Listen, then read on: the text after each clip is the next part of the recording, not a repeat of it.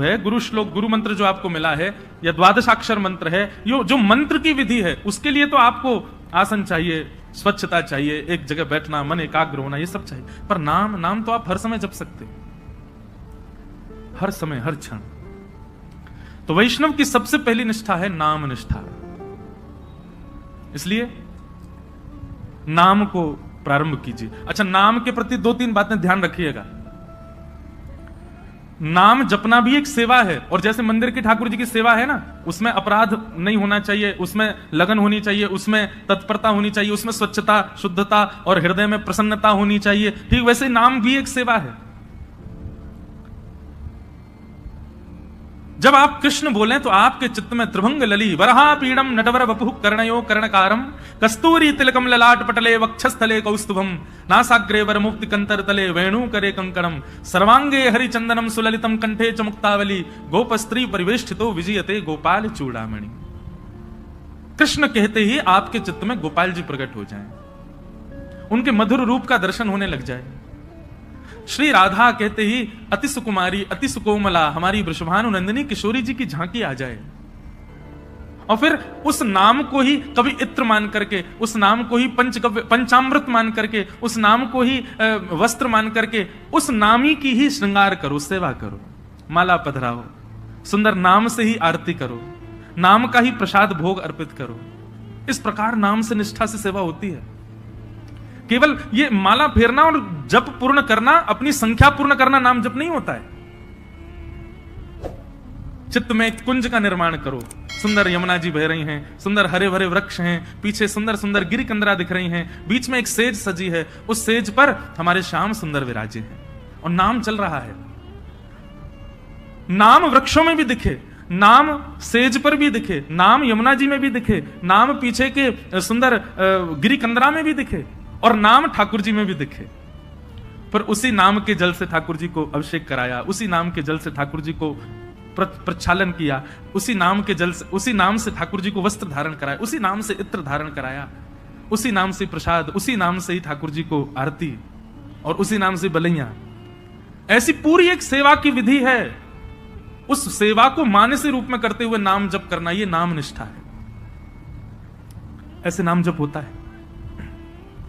नाम जप का दूसरा रूप, आज जितना हुआ है कल उससे अधिक होना चाहिए। अगर नाम जितना आज है कल भी उतना ही है, और बल्कि परसों कम और हो गया, तो इससे नामापराध होता है। नाम बढ़ना चाहिए, नाम बढ़ाओ। नाम के प्रति दूसरी भावना, कोई यदि आपसे पूछे कि आप क्या जपते हो, तो पहले परख लीजिए। यदि वो अधिकारी हो तो ही बताइए, नहीं तो उसके सामने प्रकाश करने की आवश्यकता नहीं है। अपने आप को ऐसा बता दो, नाम तो कुछ करते नहीं, महासंसारी हैं हम, तो पापी पामर जीव हैं। अपने आप को मत दिखाइए कि आप नाम जापक हैं। कोई यदि पूछे और लगे कि हाँ ये वैष्णव है, कोई गुरुजन पूछे, हम पूछ लें, हम तो वैसे हम भी संसारी हैं, हम पूछे तो मत बताओ। कोई संत पूछे, कोई महापुरुष पूछे, कोई वैष्णव पूछे, तो उनको उजागर करो। सबके सामने उजागर नहीं। यहां लोग बताते फिरते हैं कि हम कितना नाम जप कर रहे हैं, क्यों नहीं, ये नामापराध है। सबके सामने अपने नाम का प्रकाश मत करो। भाई, अगर किसी भाव से आपका प्रेम बढ़ रहा है, उस भाव को गोपनीय रखो ना, उसको प्रकाश करने की आवश्यकता क्या है। तो नाम में इस बात का ध्यान रखें कि अगर कोई व्यक्ति, अयोग्य किसी को मत मानो, लेकिन यदि आपको अनुभव हो जाए कि ये वैष्णव भाव में नहीं है, बस ऐसे चलते फिरते पूछ रहा है, तो उसके सामने अपने आप को मुंह रखी घोषित करो, ये मत बताओ कितना नाम जपते, नहीं तो नामापराध होता है। तो सबसे पहली वैष्णव की निष्ठा होती है नाम निष्ठा। वैष्णव की दूसरी निष्ठा होती है तुलसी निष्ठा। उसके तन पर यदि तुलसी स्पर्श नहीं है, तो ठाकुर जी उसके हाथ से सेवा तो बहुत दूर की बात है, जल भी स्वीकार नहीं करेंगे। इसलिए आपके तन पर तुलसी स्पर्श होना बहुत आवश्यक है। यह वैष्णव की दूसरी निष्ठा है। कई लोग पूछते हैं तुलसी धारण करने के लिए, आप लोग धारण कर लीजिए, लेकिन उसके बाद लोग पूछते हैं महाराज जी, अगर हम तुलसी धारण कर लें और कहीं कुछ खाना पाना हो तो तुलसी धारण करने के बाद में एक नियम का पालन आपको निश्चित रूप से करना है कि कुछ भी खान पान ऐसा नहीं करना जिससे तुलसी का अपराध बने। और यदि आपने कहीं गलती से तुलसी जी के धारण के पश्चात कुछ ऐसा खान पान किया है तो दूसरे दिन उन तुलसी जी को यमुना जी में पधराओ, आना पड़ेगा, भोपाल से वृंदावन ही आओ, तुलसी जी को पधराओ, क्षमा याचना करो, ब्राह्मण भोज कराओ, संतों के चरणों में प्रणाम करके क्षमा मांगो, फिर दूसरी तुलसी जी ठाकुर जी के चरणों में अर्पित करके फिर धारण करो, फिर ये वचनबद्ध हो जाना कि अब नहीं करेंगे। एक व्यक्ति मुझसे बोला, बोले महाराज जी जब खाते पीते हो उस समय उतार दें, खान पान करके फिर पहन लें। वाह, ऐसा नहीं करना है। मन में एक भाव आता है कि श्री तुलसी जी आपके कंठ में विराजमान होने के लिए अपने रूप का त्याग कर देती हैं।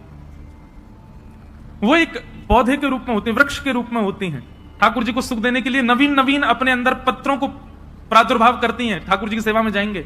लेकिन आपके कंठ को सुशोभित करने के लिए और आपके तन के कल्याण के लिए वो अपने उस रूप का त्याग कर देती हैं, अपने आप को छिलवा देती हैं और उसके बाद माला बनकर के आपके गले में विराजमान होती हैं। इतना बड़ा त्याग तुलसी जी हमारे लिए करती हैं, हम उनके लिए ये सामान्य सी वस्तु नहीं छोड़ सकते। इसलिए तुलसी निष्ठा, तुलसी जी को धारण करो। तुलसी जी गले में धारण होने के बाद में जैसे ही आप कुछ भी पाते हैं, पहली बात तो प्रसाद ही पाएंगे, प्रसाद पाते ही जैसे ही कंठ से नीचे जाएगा, कंठ में तुलसी जी है, नीचे जाते ही उसमें जितने दोष होंगे सब समाप्त हो जाएंगे। तुलसी जी कंठ में धारण हैं और उस समय आपने जलपान किया तो जलपान जैसे ही तुलसी जी के यहां कंठ से नीचे गया, तुलसी जी का स्पर्श होते ही वो साक्षात श्री यमुना जी का, श्री गंगा जी का जल हो जाएगा, ठाकुर जी का चरणामृत हो जाएगा। अरे कहां तक कहें, आप स्नान करेंगे और जैसे ही जल अपने सिर पर डालेंगे, आपके मुख पर आकर के जल जैसे ही तुलसी जी का स्पर्श करके सर्वांगीण अंग पर जाएगा, वह भी दिव्य किसी पवित्र नदी का रूप धारण करके, उनके जल का रूप धारण करके आपके तन को पवित्र कर देगा। तुलसी निष्ठा। कई संप्रदायों में तुलसी जी का भाव ऐसा धारण करो पर स्नान के समय मत करो, उसमें ऐसा भाव है कि तुलसी जी का जल चरणों में आ जाएगा। तो सब संप्रदायों के अलग अलग भाव हैं। कहीं पर ऐसा भाव है कि तुलसी जी का जल तन पे जाना चाहिए तभी पवित्र होंगे। तो अपने अपने गुरुजनों की प्रणाली के अनुसार आप उसका कर सकते हैं भाव। कई मन में भाव रखते हैं कि हम शौचाचार के लिए जाएं तब तुलसी जी को उतार दें। आपके भाव के ऊपर निर्भर करता है, आपका भाव कैसा है, उस अनुसार आप उसका पालन कर सकते हैं। नहीं तो शास्त्र और संतों की आज्ञा तो 24 घंटे आपके कंठ में तुलसी होनी चाहिए। तो दूसरी निष्ठा क्या है? तुलसी निष्ठा। और तीसरी और सबसे विशिष्ट निष्ठा एकादशी निष्ठा। वैष्णव को एकादशी व्रत निश्चित करना चाहिए। एकादशी के दिन अन्न में पाप का निवास होता है और उसके कारण एकादशी के दिन, अब यहां पर भी एक बात आ जाती है, भाव की बात आती है। देखो भाव प्राधान्य जब हो जाती है ना बात, तो फिर वहां पर नियम नहीं चल पाते। बहुत ध्यान से सुनिए सब लोग। अब हमारे राधा वल्लभी है और हमारे हरिदासी वृंदावन के, वहां पर अधिकतर एकादशी नहीं मानी जाती। क्यों? उनका भाव ऐसा है कि भाई ठाकुर जी का भोग है, कल हमने ठाकुर जी को भोग लगाया, वो अन्न था जिसको हमने भोग लगाया, प्रसाद बन गया। अब आज एकादशी, हम उस प्रसाद में फिर ये कर रहे हैं कि नहीं आज एकादशी, आज तो हम उसको पा ही नहीं सकते। तो ठाकुर जी का भोग, उसमें एकादशी पर अन्न कैसे हो सकता है? हम प्रसाद को अन्न कैसे मान सकते हैं? इसलिए कहीं ये भाव उत्पन्न ना हो, इसलिए कई हमारे आचार्य चरणों की प्रणाली में भाव से एकादशी का नहीं नियम माना जाता। पर आजकल के मॉडर्न जमाने में करवा चौथ भी नहीं रखती कई माताएं। क्यों? अरे मेरा ब्याह हुआ, मेरा पति इतना फल फूल रहा है, उसके लिए मैं भोजन क्यों त्यागूं? मैं तो खूब रज रज के पाऊंगी। इसलिए माताएं पाती हैं। देखो कितना भी आप पाओ, लेकिन जब करवा चौथ के दिन कोई मां, कोई बहन अपने पति के लिए व्रत करती है, तो एक दिन के लिए किया गया व्रत वो शोभनीय लगता है, सुंदर लगता है, उसमें कोई पीड़ा नहीं, सबको अच्छा लगता। बल्कि माताएं सौभाग्य मानती हैं कि हम व्रत करें। और आजकल तो भाई लोग भी करते हैं पत्नी के लिए। अच्छा है, आप लोग ज्यादा एक्सपीरियंस दो, हमको नहीं पता। लेकिन हमारे लिए तो भैया ये एकादशी जो है ना, हमारे प्रियतम के लिए ये करवा चौथ का व्रत है हमारा। हम अपने श्याम सुंदर रूपी प्रियतम के अच्छा, लोग कहते हैं आयु बढ़ती आदि आदि, जो भी कुछ भी बढ़े ना बढ़े, लेकिन हाँ, करवा चौथ का व्रत जब मां करती है तो उसका अपने पति के प्रति प्रेम बढ़ता है। पति को भी लगता है अरे मेरी वजह से बच्चा भूखी प्यासी बैठी सुबह से। भाई सेक्रीफाइस जो होता है ना, ये प्रेम में बहुत आवश्यक है। और अन्न जो है ना, ये हमारे प्राणों को धारण करता है। अगर हम उस अन्न के प्रति एक दिन का सेक्रीफाइस करते हैं, उसमें कौन सी बड़ी बात है। और भाई ऐसे सेक्रीफाइस यदि अगर रोज करो, सब जानते हैं एकादशी कैसी होती है, कुट्टू की पकौड़ी, कुट्टू की कचौड़ी, समा के चावल, मखाने की खीर। अगर व्यक्ति एकादशी वाला फलाहार नित्य करने लग जाए तो 7 दिन में 5 किलो वजन बढ़ जाए उसका। आप बाकी के दिन इतना नहीं पाते जितना एकादशी। और एकादशी के दिन तो कई लोगों को वैसे तो 3 बार पाएंगे, नाश्ता, भोजन, रात्रि भोजन। एकादशी के दिन 6 बार पाते हैं। बोले हमारा व्रत हो रहा है, बार बार कहते हो रहे हैं इस बात को, व्रत है आज हमारा। सब बातों की बात एकादशी करनी चाहिए। और उसके पीछे भाव क्या है, हम अपने प्रियतम के लिए बस हमारा भक्ति में प्रेम बढ़े, हमारी प्रेम लक्षणा भक्ति बढ़े, हमको वो और प्रिय लगे, उसके लिए हम व्रत कर रहे हैं। अन्न जल का त्याग करके, फलाहारी होकर के व्रत कर रहे हैं। पर हम एक बात आपसे निवेदन करें, एकादशी में कुछ चीजें और मिलाइए। व्रत का मतलब क्या होता है, हमने एक पर्टिकुलर वस्तु का त्याग कर दिया। पर एक बात मेरे मन में कभी कभी आती है कि अन्न का त्याग करना कोई बहुत बड़ी बात नहीं है। आजकल के बच्चे सो करके उठते 12 बजे हैं, और 12 बजे उठते हैं तो फिर भोजन पानी उनका ऐसे ही अस्त व्यस्त ही रहता है। आजकल के बच्चे एक समय ही भोजन कर लें वही बहुत है। तो भोजन का त्याग करना कोई बहुत बड़ी बात नहीं है। कई लोग बिना भोजन के भी निकल जाते हैं, बिना भोजन के भी रह लेते हैं। ये उस समय बड़ी बात थी जब और साधन नहीं थे, जब हमारे पास में टीवी नहीं था, हमारे पास में फोन नहीं था, इंटरनेट नहीं था, ये सारी आधुनिकताएं नहीं थी। तब मानव का एक ही काम था, काम करो भोजन पाओ, काम करो भोजन पाओ। भोजन ही सब कुछ होता था। उन कालों में उस भोजन को त्यागने के लिए व्रत की विधा बनाई गई। पर आज वास्तव में व्रत उस वस्तु का होना चाहिए जिसके बगैर आप एक क्षण नहीं रह सकते। उस वस्तु का व्रत होना चाहिए। तो कई बातें हैं। एकादशी में 2-3 चीजें जोड़िए। आज की तो निकल गई, अगली एकादशी आवे तो जैसे जो आपका अवगुण है, जैसे कई भाई लोगों को, कई लोगों के अंदर अवगुण आ जाता है, कुछ खान पान का अवगुण हो, स्वभाव व्यवहार का अवगुण हो। सब जानते हैं कि मेरे अंदर अवगुण क्या है। मुझे क्रोध बहुत आता है, मुझे इसके प्रति ईर्ष्या होती है, मुझे ऐसा लोभ होता है, मुझे इसके प्रति मोह है। ये जो आपकी दूषितताएं, उनका व्रत कीजिए। सावधानी से सुनो, सब लोग इधर देखो, कथा सुनो। अपनी दूषित वस्तु जिसके बगैर आप एक क्षण नहीं रहते, उसका त्याग कीजिए, तब व्रत माना जाएगा।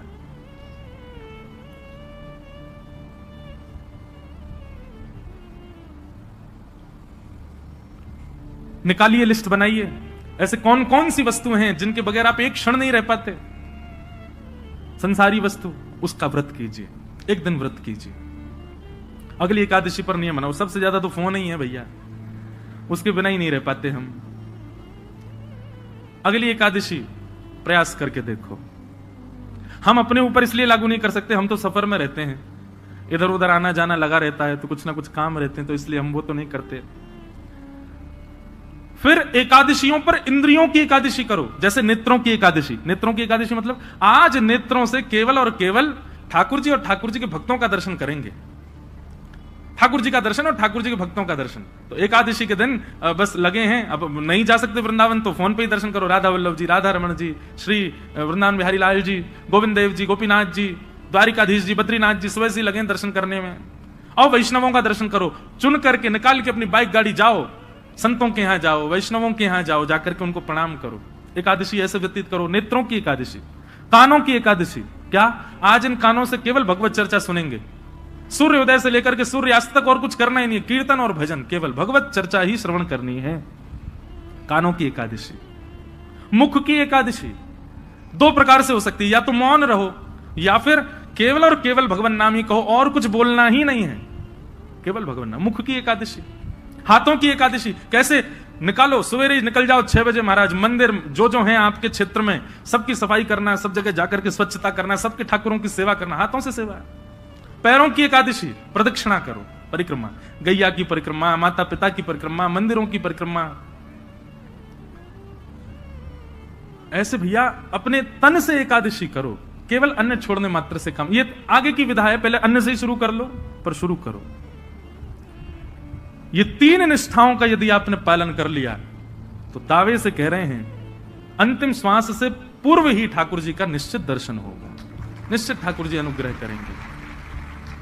और भाई प्रयत्न तो करने पड़ेंगे, बिना प्रयत्न के ठाकुर जी तो नहीं मिल रहे। हम इतने बड़े भक्त तो है नहीं कि ठाकुर जी बेचारे हो कहे कछु ना करे आज में ले आओ याते, कछु तो करो, ऐसा तो कछु जीवन में लाओ जैसे लाल जी आप सो प्रसन्न हो, आवे आपके समीप। और एक बात मैं आपसे कहूं, पाव भाजी खा लो बाहर किसी ढकेल पर, 20 रुपए का मिल जाएगा। वही पाव भाजी 5 स्टार होटल में खाओ 500 रुपए का। क्यों? प्रस्तुतिकरण में भेद है। ऑफरिंग, वो ऑफर करने का नतीजा है कि वहां महंगा है यहां सस्ता है। ठीक वैसी भक्ति भी है। एक लोटा जल लिए, उसी में तुलसी डाल दी, उसी में चावल डाल दी, उसी में रोली डाल दी, उसी में चीनी डाल दी, उसी में सब डाल दी, जा गए शंकर जी पर चढ़ा के और नियम करके त्रिपुंड लगा के बेलपत्र चढ़ा के सिर पे लेके आ गए।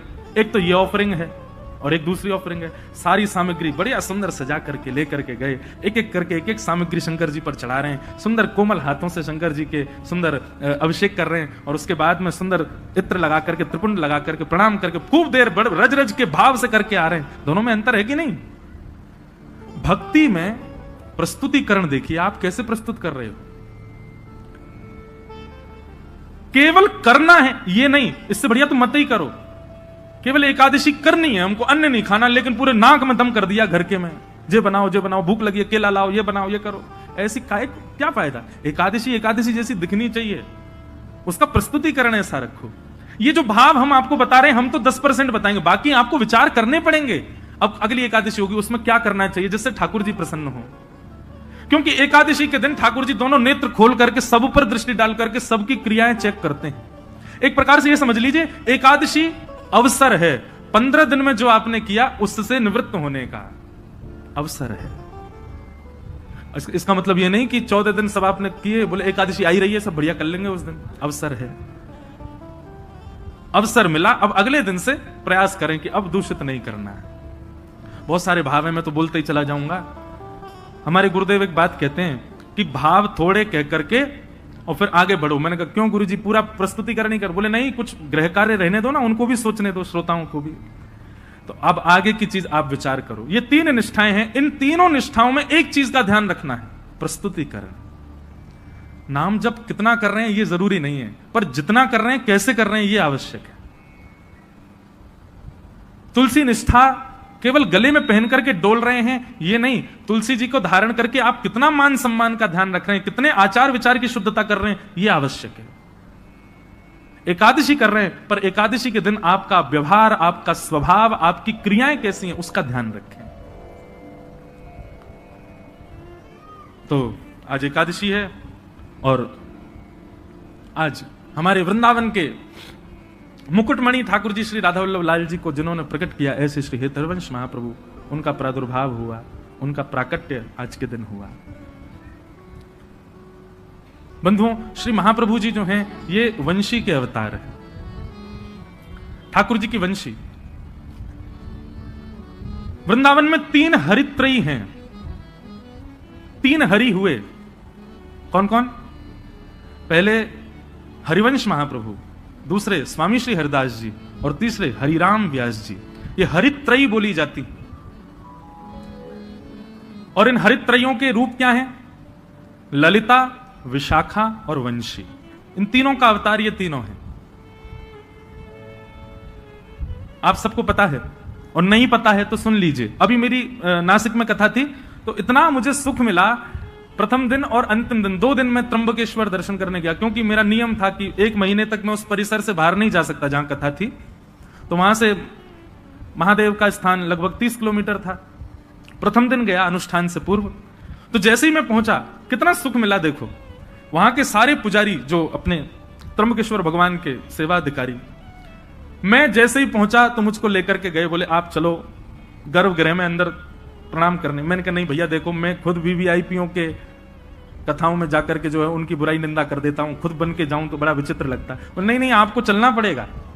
मैंने कहा देखो खुद प्रयास करके जाना, उसमें हो सकता है कि गड़बड़ी हो, लेकिन कोई खींच के ले जा रहा हो तो फिर मना नहीं है। आप स्वयं प्रयास करके मत जाओ, लेकिन आपको पुजारी जी स्वयं ही खींच ले जाएं तो फिर दिक्कत नहीं है। कई लोग सोच रहे होंगे, बोले ठीक है तो फिर हम पुजारी जियों से ही अपने संबंध बना लेंगे, बढ़िया, उनसे कह देंगे देखो हम प्रयास नहीं करेंगे, तुम खींच लेना हमको। तो ले गए, अंदर जाकर के महादेव के सामने कुछ स्तुति आदि की, उसके बाद पुष्प अर्पित किया और मेरा रोम रोम पुलकित हो गया। जैसे ही मैंने प्रणाम किया, सारे पुजारी एक स्वर में बोले, बोलो श्री राधा वल्लभ लाल की। ये सुनते ही मेरा रोम रोम पुलकित। मैंने कहा आप लोगों ने, बोले नहीं, आपने कहा है ना कथा में कि श्री राधा वल्लभ जी जो हैं ये महादेव के ठाकुर जी, ये हमारे श्री महाकाल भगवान के निज ठाकुर जी हैं। जैसे हमारे निज के गोपाल जी, मेरे निज के श्री गिरधर लाल जी, ऐसे ही श्वेतद्वीप में उमा पार्वती और महादेव दोनों मिलकर के अपने निज ठाकुर जी की सेवा करते हैं। वही हैं श्री राधा वल्लभ लाल जी जो वृंदावन में विराज रहे हैं। ये महादेव के ठाकुर जी। आत्मदेव नाम के ब्राह्मण ने तपस्या करके महादेव को प्रसन्न किया। महादेव ने प्रसन्न होकर के कहा, वरदान मांगो, क्या चाहिए ब्राह्मण देवता। तो आत्मदेव ब्राह्मण जो थे वो थोड़े से उनके अंदर यह था कि मैं ऐसा कोई रत्न मांग लूं जिससे मेरे जीवन में कोई अभाव ना रहे, मुझे धन की प्राप्ति होने लग जाए उससे। और आत्मदेव ब्राह्मण ने महादेव से कहा, बोले आपके पास जो सबसे बहुमूल्य रत्न हो वो मुझे दे दीजिए। महादेव ने जैसे ही सुना नेत्र सजल हो गए, बोले तुम सब दुनिया मांग लो हमसे, लेकिन ऐसा मत कहो कि अपना बहुमूल्य रत्न दे दो, क्योंकि महादेव के बहुमूल्य रत्न तो श्री राधा वल्लभ जी हैं। महादेव ने जैसे मना किया, बोले रत्न मत मांगो, बाकी चाहे दुनिया की कोई वस्तु मांग लो। तो आत्मदेव ब्राह्मण को लगा रत्न बड़ा महंगा है, तभी देने से मना कर रहे हैं। चरणों में गिर गया, बोले चाहिए तो वही रत्न चाहिए जिसके लिए आप मना कर रहे हो, नहीं तो कुछ नहीं चाहिए। तब महादेव भाव नेत्रों से अश्रुपात हो रहे हैं, श्वेतद्वीप गए और जाकर के अपने त्रिभंग लली श्री राधा वल्लभ लाल जी को कंठ से लगाया और एक वस्त्र में ठाकुर जी को पधरा करके आए और आकर के उस आत्मदेव ब्राह्मण को प्रदान कर दिए। महादेव अंतर ध्यान हो गए। उसने तो उत्सुकता से जैसे ही वस्त्र हटा के देखा तो श्री राधा वल्लभ लाल जी खड़े थे। बट दुखी हो गया बेचारा, बोले मैंने तो रत्न मांगा था जी, ऊपर से सेवा और दे गए मुझको, तो वैसे ही खर्चा पूरा नहीं हो रहा घर का, अब इनको भी पधराना पड़ेगा सब कुछ। उनकी सेवा होने लगी। महादेव को बड़ी चिंता, मेरे ठाकुर जी की सेवा में सुख होना चाहिए। तब भगवान की वंशी महादेव ने उनको आज्ञा की, बोले आप सदा उनके अधर पर विराजमान रहती हो। और वंशी के मन में भी ये भाव रहता है कि ठाकुर जी मेरे कोमल छिद्रों को दबा करके मानो मेरी सेवा करते हैं, ठाकुर जी मेरी सेवा करते हैं। इससे वंशी को कई बार मन में ऐसा भाव आता है कि नहीं नहीं नाथ, मैं आपकी सेवा करूं, आप क्यों मेरी सेवा करते हैं। तो वंशी बड़ी कभी कभी व्याकुल रहती है कि मैं ठाकुर जी की सेवा करना चाहती हूं, पर ठाकुर जी देखो होठों की तकिया पे सुला करके अपनी कोमल उंगलियों से मेरे चरण दबाते हैं। मुझे कभी कभी बड़ा श्रम होता है इस भाव से। तो वंशी जी की इस चिंता को आज महादेव ने पूर्ण किया। बोले कि आप चिंता मत करो, आप चाहती हैं ना कि आप ठाकुर जी की सेवा करें, जाइए आप ही आचार्य चरण श्री हितहरिवंश महाप्रभु के रूप में पृथ्वी पर अवतरित होइए और जाकर के आत्मदेव ब्राह्मण के यहां से ठाकुर जी को ले जाकर के वृंदावन में विराजमान कर।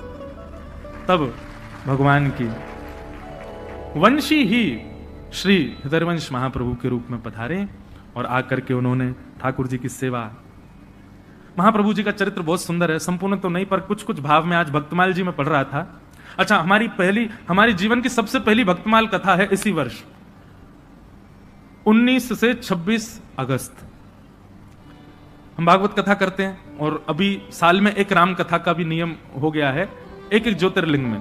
पिछली बार सोमनाथ में थी, इस बार रामेश्वरम में है 24 दिसंबर से राम कथा। लेकिन हमारे वृंदावन के संत जनों की आज्ञा हुई कि लाला एक बार अब भक्तमाल जी में भी प्रवेश करो। मैंने महाराज जी मैं भक्तमाल जी तो कहता ही हूं कथा में। बोले नहीं, स्वच्छंद भक्तमाल जी की कथा करो। तो जन्माष्टमी के अवसर पर 19 अगस्त से 26 अगस्त तक जयपुर में, क्योंकि भक्तमाल जी वहीं लिखी गई हैं, जयपुर में ही गलता जी हैं जहां पर भक्तमाल जी की रचना श्री नाभा गोस्वामी जी ने की, तो वहीं पर प्रथम भक्तमाल का। तो आज मैं भक्तमाल जी पढ़ रहा था, इतना सुंदर बात, बहुत ध्यान से सुनिएगा। नाभा जी के गुरु जी की आज्ञा हुई कि हे नाभा जी आप एक काम कीजिए। बोले क्या? आपकी भक्ति इतनी तीक्ष्ण है, आपकी भक्ति इतनी प्रबल हो चुकी है, अब आप एक काम करो, बड़े बड़े रसिक जनों ने तो ठाकुर जी का यश गाया, पर आप ठाकुर जी के भक्तों का यश गाओ। तो नाभाजी ने भक्तमाल जी का मन बनाया कि अब मैं भक्तों की माला बनाऊंगा, भक्तों के एक बात सदैव याद रखना, ठाकुर जी का यश गाना ज्यादा कठिन नहीं है, ठाकुर जी के भक्तों का यश गाना बहुत कठिन है। ठाकुर जी के भक्तों का यश कहना बड़ा कठिन काम है, उसको समझना। ठाकुर जी की कृपा आप समझ जाओगे, पर भक्तों की लीला आप नहीं समझ पाओगे। तो श्री नाभाजी ने मन में विचार किया कि यश गाऊं ठाकुर जी के भक्तों का, तो श्रोता किसको बनाऊं। तो श्री नाभा गोस्वामी जी ने मन में विचार किया कि भगवान का यश भक्त सुनते हैं, तो भक्तों का यश ठाकुर जी सुनेंगे। और 24 अवतारों का सबसे पहला स्मरण किया नाभाजी ने।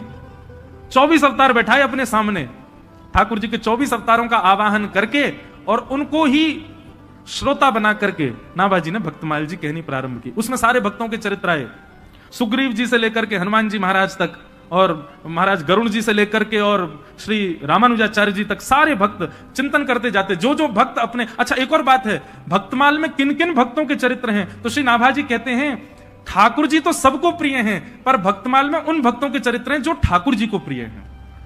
क्योंकि भाई 24 अवतार सामने बैठे हैं, तो 24 अवतार उन्हीं को सुनना चाहेंगे जो उनके प्रिय हों। उन भक्तों के चरित्र आए, लेकिन सारे भक्त आ गए भक्तमाल जी में, हमारे वृंदावन के रसिक जन नहीं आए। क्योंकि नाभाजी तो स्मरण करते थे ना, जो भक्त का चिंतन आता उसी का छप्पे छंद लिख देते, सबका यश गाया, लेकिन वृंदावन के रसिक संत जन चित्त में नहीं आए। तो श्री नाभाजी चिंतित हो गए, बोले कि भैया सारे भक्तों का चिंतन चित्त में हो रहा है, लेकिन ब्रजमंडल के वृंदावन के वैष्णव भक्तों का, संतों का चिंतन मुझको क्यों नहीं हो रहा। तब उन्होंने अपने गुरुदेव से जाकर के अपना ये भाव प्रकट किया, बोले सारे भक्त मेरे चित्त में आ रहे हैं, पर वृंदावन के भक्तों का स्मरण नहीं हो रहा मुझको। कितनी सुंदर बात। उनके गुरुदेव ने आज्ञा करते हुए कहे, बोले भैया ये जितने भी भक्तों का चरित्र तुम गा रहे हो, ये कोई ना कोई भक्त इन 24 अवतारों को, जिनको तुमने सामने बैठाया है, इन 24 अवतारों को कोई ना कोई भजता है। कोई हयग्रीव भगवान को भजता है, कोई नृसिंह भगवान को भजता है, कोई बराह भगवान को भजता है, कोई कृष्ण को भजता है, कोई राम जी को भजता है, पर वृंदावन के तो सब श्री किशोरी जी को भजते हैं। और जब तक किशोरी जी नहीं आएंगी तब तक ब्रज के रसिक नहीं आ सकते। जय हो। ये भाव जैसे पढ़ाना, नेत्र सजल हो गए कि जब तक किशोरी जी का स्मरण नहीं करोगे नाभाजी, तब तक ब्रजमंडल के संत तुम्हारे चित्त में नहीं आ सकते, रसिक जन नहीं आ पाएंगे। तब श्री वृंदावनेश्वरी किशोरी जी हमारी श्री राधा रानी का स्मरण किया।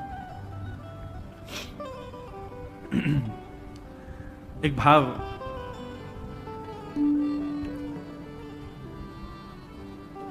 श्री किशोरी जी के लिए व्यासपीठ से प्रकट किया, हाँ उसी को कह करके चले आगे। वृंदावन में जाओ तो भैया किशोरी जी से इच्छा, मैं एक बात कहा करता हूं कथाओं में कि आपका मन वृंदावन जाने का हो रहा है तो समझो ठाकुर जी आपको याद कर रहे हैं। आप भोपाल स्टेशन से ट्रेन में बैठ गए तो समझ जाना ठाकुर जी आपको याद कर रहे हैं। शताब्दी में जाओ, चाहे कौन सी भी ट्रेन में जाओ, यहां से निकल करके महाराज झांसी पहुंच गए तो समझ जाना ठाकुर जी याद, और जितना जितना वृंदावन के समीप पहुंचो समझना ठाकुर जी उतना ज्यादा याद कर रहे हैं। झांसी से फिर ग्वालियर पहुंच जाओ, मुरैना और सब पार करते हुए आगरा पहुंच जाओ, समझ जाना ठाकुर जी याद कर रहे हैं। लेकिन जैसे ही मथुरा पहुंचो और मथुरा में जाकर के रिक्शा में बैठ करके जैसे ही वृंदावन जाने लग जाओ तो भी समझना ठाकुर जी याद कर रहे हैं। लेकिन वृंदावन की सीमा में प्रवेश करते ही अपने मन को सांत्वना देते हुए कहना ठाकुर जी नहीं, श्री जी याद कर रही थी। क्योंकि भैया हमारे ठाकुर जी याद करेंगे ना तो हो सकता है ग्वालियर में ही इंजन खराब हो जाए, ठाकुर जी याद करेंगे तो हो सकता है मथुरा से दूसरी ट्रेन से वापस भोपाल आना पड़ जाए, ठाकुर जी याद करेंगे तो हो सकता है रिक्शा रास्ता में पंचर रह जाए, पर निर्विघ्न रूप से वृंदावन पहुंच गए तो यही समझियो श्री जी ने याद किया है तभी हम पहुंच पाए हैं, नहीं तो ये श्री जी की कृपा के बगैर संभव नहीं। तो एक भाव मैंने हमारे लाल जी ने प्रकट करवाया कि वृंदावन में क्या क्या भावना होनी चाहिए चित्त में। सब लोग मेरे साथ गाओ, श्री जी को स्मरण करो तभी आचार्य चरण आएंगे। आज तीसरा दिन है कथा का, अब श्री जी आएंगी तो ब्रज के भाव अपने आप आएंगे। राधिका रानी जी